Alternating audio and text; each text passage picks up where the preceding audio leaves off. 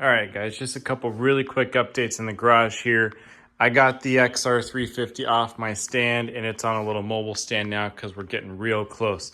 We got the front assembled except for the rest of the brakes, but the wheels on. I got brakes front and rear to mount up still, but wheels are on. We got new tires on front and rear. We got a Maxxis on the front. And we have I believe a Kenda on the rear. Yeah, Kenda Trackmaster on the rear. I had to kind of mix and match a little bit because of the little bit unique sizes that these bikes take. The rear is running a 130/90/17. That's per the catalog. And I just kind of wanted to go catalog with this bike. And the front is a Max IT Desert tire from Maxxis, and it is let's see what the size is here. Boom, boom, boom, right there, 90/121. So 90/121, and a Kenda Trackmaster 130/90/17 in the rear. We're already putting the graphics on, looking fantastic. We wrapped up the bars, got them torqued down. The new Clark tank looks fantastic on it. We even got the Speedo back on.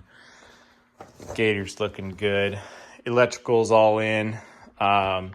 Just got to do some last things here for the rear light. Not a big deal. The pegs were pretty shot. I found a crack in the original. So I just scored a couple things on eBay here within the last week. Got a replacement right-hand side peg, and beware, guys, between 83 and 84, this spacing changes. So you're specific on that. So anyway, I found an 84 piece. It's gonna be awesome, no problem. I did order the, I also for the toolkit back here, I needed to get one of these guys to remove the spark plug, or to tighten down the spark plug because it's way down in there. So that's in now. And also my, this is the spark plug wire. I don't have a tip. So it's actually really cool on that coil. They have it where you can replace just the cable off of it. So I got this for pretty cheap off eBay. NGK Racing brand. That should help us out. It's plenty long. Happen to be red too, which is kind of cool. So got that. And also I was missing some for the exhaust, these collars. Early on, I discovered I only had 2 of the 4 I needed. And then I went to put the exhaust on it, and remembered again. So I got this little package deal here on eBay, super cheap. I'm gonna replace the nuts, but one of my flanges, yeah, see, even like this one's got a little bow to it. Don't know if that's from, that one's nice and straight, over tightening or whatever. So I'll bend that a little bit straighter, and we'll rock with these because these are in better condition than what I got, and these are pretty simple. So I'm glad those will work out. Yeah, so the XR350 is cooking right along. The front fender is officially mounted now. I had a drill, and I did, just for cosmetically for me, having this thing up on the table for so long, I put 1 screw in just to kind of hold it up there, kind of I got anxious. I really wanted to see it on there. Now it's official. Yeah, this thing's looking really nice. I have next to do the levers. I got them at the levers. I got to get the cables put on. I got to finish that electrical stuff.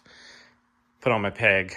The other peg on the other side's already on, but motor's all mounted up, torqued in, good to go. The air box I have laying.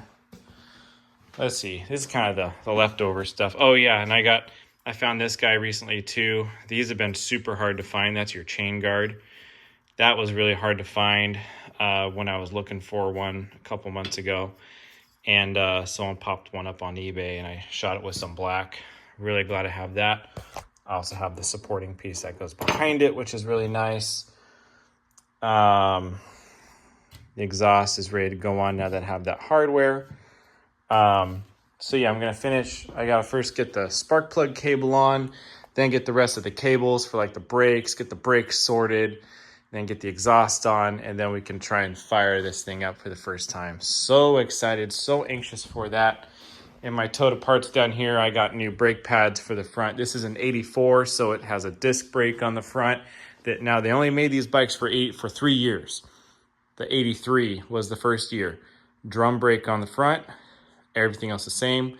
84, they put the disc brake on the front, and then they must have done some small tweaks with the frame because the spacing on those pegs is a little different. And then for sure 85 was the big change, where they did a lot of frame differences to lengthen these bikes to make them a little bit more stable at higher speeds. And that was it after that. After that, the XR400 came out, and they just continued the 350s. So anyway, that is that on the XR350. What else do we got going on? The cute little, I guess we could talk about this little guy. This is a 1978 NC50 Honda Express. Really cute little 50cc. I got this thing for just a couple $100 a while back. And Amazon. It had a fuel tank, the original fuel tank on it.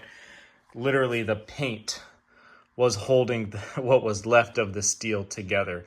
I took that tank out and it just crumpled in my hand. It was toast. So I found this itty bitty gas tank for really cheap on Amazon, and I'm gonna mount it up here a little bit better, and it'll be just fine. It's a little smaller than I thought it would be, but for this little thing, that'll be just fine. So I'm gonna make it look pretty and sit on there better. Also, the carburetor. The original Keenan carb is right here, this cute little guy. And this is the battle I face. Okay, carb kit was $40, carburetor kit. I got that replacement carburetor, plug and play. Like, just put the cable on with the needle and everything. Even, you know, that's like the top screw. We know where it screws on, right? This piece, that's the original one with you know, everything. I put it right on. I didn't adjust anything, and it runs perfect. That is the battle I face sometimes, where these cheap Chinese carbs, some of them work, some of them don't. The ones that don't work, all you gotta do is steal the brass floats and the legit jets out of the real deal, put them into the body of the cheap carburetor, and they'll usually run. But anyway, that carburetor cost me, I think, $12.99. Even just the way it is, just plugged it in, worked just fine. So you know what? That carb's gonna stay on there. When I do sell this, I will supply the original carburetor if someone wants to go back to that. That's no problem. The original carburetor does wire up to the right grip here for the choke. And it does like to start with the choke. I could probably rig it up. Now this cheap copy of a carb has a flip up choke right here on the side of it. So I just reach down and use that and don't use this at all. So I may just remove this and include it with that carburetor. Or maybe if I get bored, I can rig up the cable to activate that lever. So pretty cool. Even a little cute little speedometer works on this thing. It's kind of fun. So anyway, does need some tires. I'll find a set of tires for this thing at some point. These are very dry rotted and the front does not hold air. So anyway, this is just a little fun, you know, side thing. If there's stuff super cheap and easy to bolt on it, you know, to get it fixed up, I'll do it. But just a little quick bike to have. Up on the lift now, this is a 1972 DS7 250. 250cc, two-stroke road bike, twin cylinder. So obviously being a two-stroke, no valves to speak of in the head, just a spark plug. So 4 bolts on each head, and that thing came off. There's your head gasket, just a copper crush washer essentially. And there's our piston sitting down in there. Crank this thing down, see right there, those holes in the bottom of the cylinder. That's where your air and fuel come from for these 2 strokes. This is a very clean motorcycle. It needs piston rings. So I just ordered a set of piston. Oh wait, no, I haven't ordered them yet. That's right, because I need to measure these bores and make sure that we're not make sure these are not oversized. They're in my cart on eBay right now. Some new old stock rings. I found some standard bore ones. They're about 35 bucks, free shipping. So once I verify this is original bore size and it hasn't been oversized yet, which I don't think they are because there's no odd markings on the pistons. Once that's good to go, I'll order it. I can even find, even if these are like, 20 over pistons or whatever, I'll put in here. I can get replacement rings based off that size. So yeah, just gonna do anyway, I'm ready to pull the cylinders off. It's got a couple of fittings here to pull off, and then those can come off, then I can do all my measurements and check out the piston itself, see how it looks. It might be worth just replacing the pistons, but they look pretty clean in there. So we'll see. I just want to get it going. So that's up here. I just kind of started tinkering on this guy while I was waiting on my last bits to come in for that XR350. That guy's getting real close. I'm getting so excited for that thing. Really excited to ride that thing here soon. What else is new in the garage here? The trailer project. You guys can see a couple videos back working on a trailer. I got a canopy on it and all that good stuff. I bought a 2 rock light sets for the trailer. These are pretty basic. Here's the open box. Each kit comes with 4 of these. You can change colors with the app on your phone. They're totally waterproof, and these are actually like an aluminum housing or something like that. So they're a little bit stronger than the usual ones you'll see on Amazon. They even have some pretty nice connectors. They're by Nylite, so it is one of the one of the cheaper brands, but they're super popular. I've had some of their stuff on my previous truck, and even I got some Nylite stuff on my current truck, and it just holds up. It does pretty good. Can't really complain. So looks like it comes with everything I need. So the plan is I'm going to have 4 of these on the outside of the trailer to light up the area around the trailer for when I'm camping, and then 4 of them will, for the other set, will go inside the trailer. So yeah, you can connect with your phone, you can dial down the brightness, whatever. So that way, I got lights inside the trailer and I have lights outside the trailer. I'm going to control them with this switch by Nylite. So I'm going to have outside lights, inside lights, and even comes with a 2 USB plug-in. And what is going to power this? I have this guy. So this guy right here, super cheap, on Amazon, I believe I got it. Had it for a while. Basically my whole garage, I have all Craftsman stuff. All of my power tools are Craftsman. So I have tons of these 20-volt batteries around. These are my slim ones. I have in a drawer some of the big ones, but they're all 20 volt, right? So what this does is put your battery in here, and this is a voltage regulator. So it will output your positive and negative here to 12 volts, which is what anything automotive pretty much is for modern automotive stuff. 12 volts. So one of these batteries, which I'll always have with me when I'm camping and stuff, right? It's a couple of them, with my tools and my kits and whatever. Slap that in there, and that will easily power all of these LED lights for a very, very long time. So plan is, I got this little Apache case from Harbor Freight.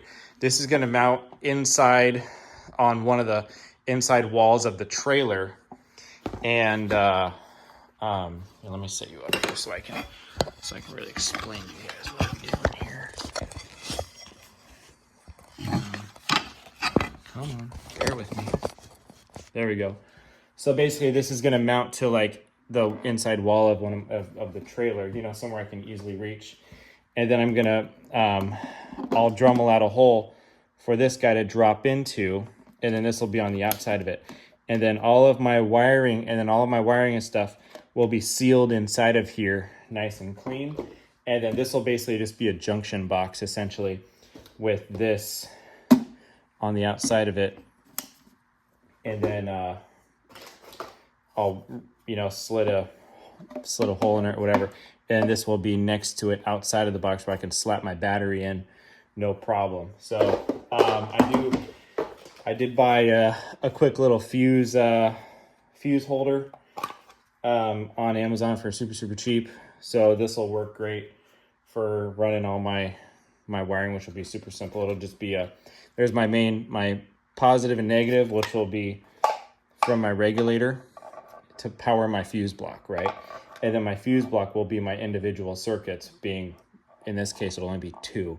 It'll be, or 3 actually. One will be powering the USB stuff, and then one will be powering each of these switches, which will go out essentially to the 2 light circuits. One light circuit will be the outside of the trailer lights, and one circuit will be the inside of the trailer lights. So this will probably be outside and inside, and it'll all be powered by one of these guys. So that'll be super handy. Really cool. I'm betting one of these guys would power all these LED lights for as much as I use them on a long weekend, no problem, because the LEDs put out such little power. I may suck down a little bit more power when I'm plugging in USB stuff, but anyway, that'll be super nice to have. So that's a trailer thing going on. So anyway, there's the update on that. The MG, I don't really have a lot of updates on this thing. I've just been driving it like crazy. It's been doing so well. Vice Grips Garage Shine Juice still looks awesome on it.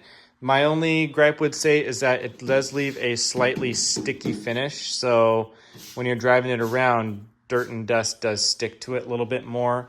And I can see some of my little white marks there, but this car was already, I haven't done anything with the roof with the shine juice.